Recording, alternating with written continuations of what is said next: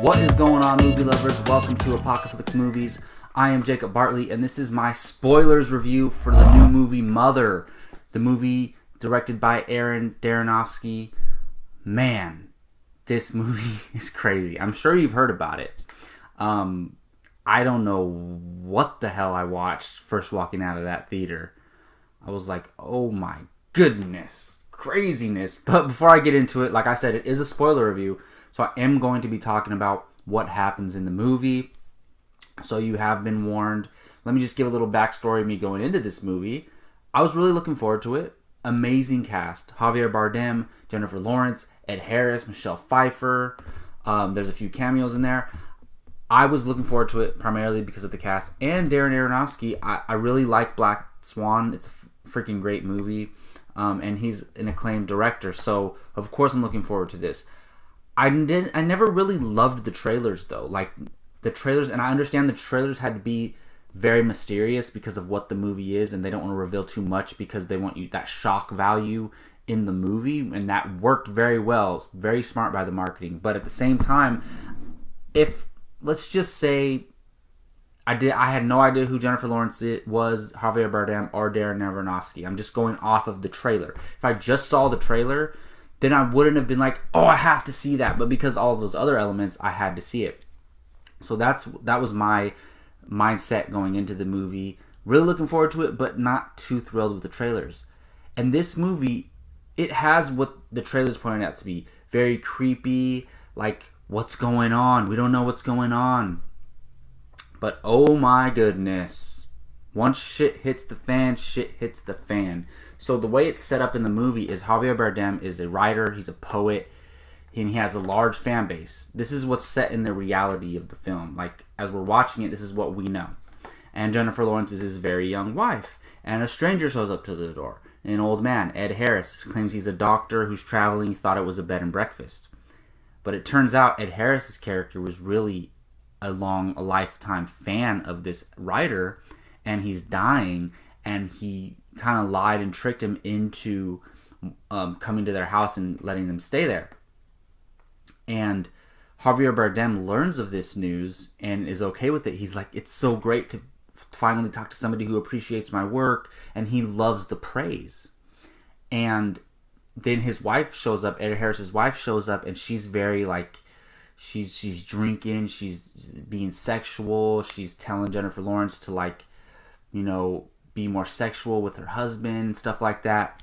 And all these events keep reoccurring. The sons show up, and all these things keep happening. And Jennifer Lawrence is like, what the hell's going on? Why are you letting all these people into our house, destroying our house, causing drama and all this stuff like that? And there's so many, like, different elements to this movie. There's like a horror element. It's not a horror movie at all, though. It's more of a psychological thriller.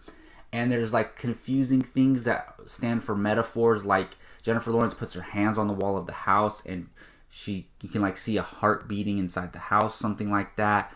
You have like in the trailers, you see the blood spot on the carpet and she keeps touching it, and then the ground like is mushy and breaking through. And you're like, what the hell is going on? Like, it's just creepy. Like 60%, the first 60% of this movie is like mystery, psychological thriller. Like, we don't know what's going on with a few horror elements, but holy shit, once you get to the end of the movie, there's events that happen. So she finally gets pregnant, which is an issue they've been having. Not that she couldn't physically get pregnant, but there was a romance, sexual issue going on between the couple, and she finally gets pregnant, right? And before this, they have like, somebody dies in their house and they have this like funeral reception there.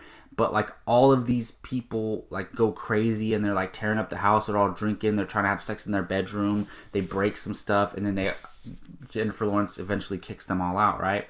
And then after that is when she has the baby, or like when she gets pregnant. And as she's pregnant, Javier Bardem, as the struggling writer, finally creates this new piece of work, right? And it has all these press people and all these fans coming to their house to like see his new work and get pictures with him, get book signings, stuff like that.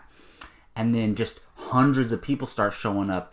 And this is where you're like, you don't, as a viewer, you don't know what's going on. Like, you get that's going on. You get fans are showing up to see him, but then once stuff starts going crazy, you don't know what's going on. All these hundreds of people start going in their house. They start bumping music, throwing a party, destroying everything, ripping everything apart, taking all his stuff because they're like, they're big fans, so they're taking like anything they can get their hands on.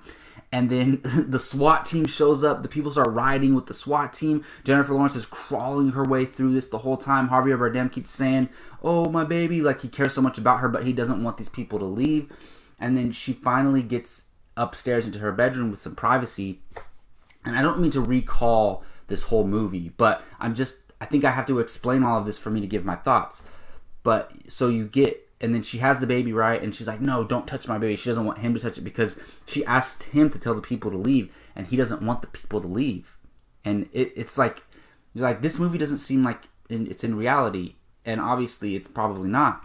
So then she falls asleep after not wanting to give him the baby. He takes the baby out, brings it out to the crowd, and the crowd takes it. And if you've seen the movie, it's the baby's neck snaps, and then they tear the baby apart, start eating it. I'm like, oh my god, this is the biggest mind F of a movie I've ever seen in my life. It's like, no joke. And I've seen some mind F movies. This is the biggest mind F I've ever seen in my life.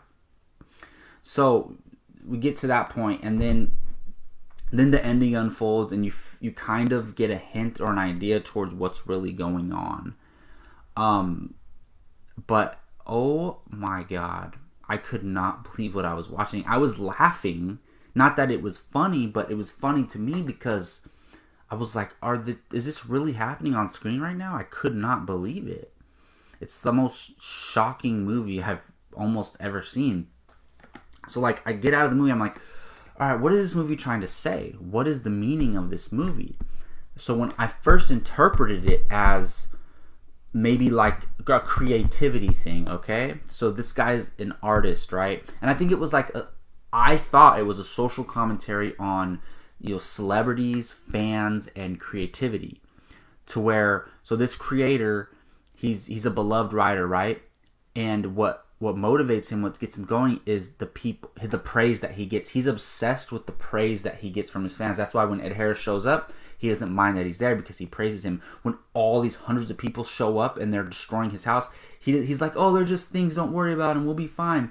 Because he loves the praise. And when Jennifer Lawrence asks him to tell them to leave, he straight up says, "I don't want them to leave," because the praise. I thought it was a metaphor, not a metaphor, but like a reflection of an artist, whether that's a director or like an actor, whatever, being obsessed with the praise that they get from their fans. And how they, like, it. Yes, it's chaotic and crazy and insane, but without those fans, they wouldn't be an important celebrity person or a beloved creator or something like that. And I just thought Jennifer Lawrence was the victim of this. I thought it was like commentary on celebrity couples and marriages, and how when one's more popular, it can tear a marriage apart or something like that. That's how I interpreted it. And in a way, as you're watching it, in my opinion, you can interpret it like that. But I did some research after the movie, and it's actually a metaphor for Mother Earth and God. And basically, Jennifer Lawrence and the house are Mother Earth, and Javier Bardem's character is God, the creator. And I don't want to go into all of the details, how all this makes sense, but basically, Javier Bardem this is the metaphor, and it gets quite literal if you see the end of the movie. He creates this life, this woman who is a Mother Earth, and Jennifer Lawrence builds the house up from the ground, which is Earth, and the humans that come in and destroy the house are us humans destroying Earth. And if you watch the movie, I have to go watch it again after learning this. If you watch the movie from that perspective, it's an amazing film. So listen to this. Walking out of the theater, I was like, oh, it's a reflection of creators and how fans are obsessed with them. It's pretty good. I would have given it like a 7.5 out of 10. After realizing what it's really about, I think this movie is brilliant. I really enjoyed Mother. It's a total mind F. It's definitely not for everybody. It is not for mainstream audiences. I mean, go ahead and watch it. I definitely think it's worth watching for nothing other than having your mind explode because it's just insane, the imagery that you get to see.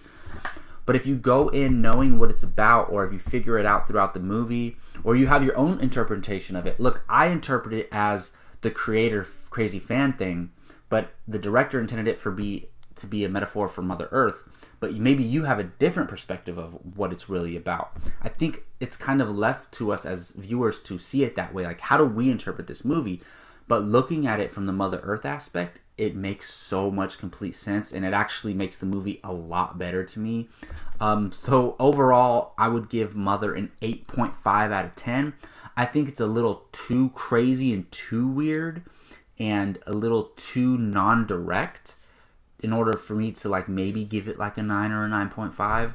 But I think it's definitely worth seeing. I think it's a brilliant, ballsy film, and I respect Darren Aronofsky so much for making this movie, because filmmakers need to take risks.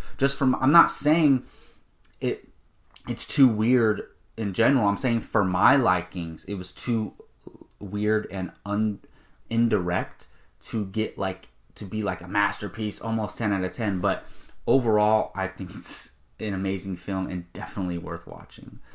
Alright, well, that's going to do it for my rundown of all the plot and my thoughts on Mother.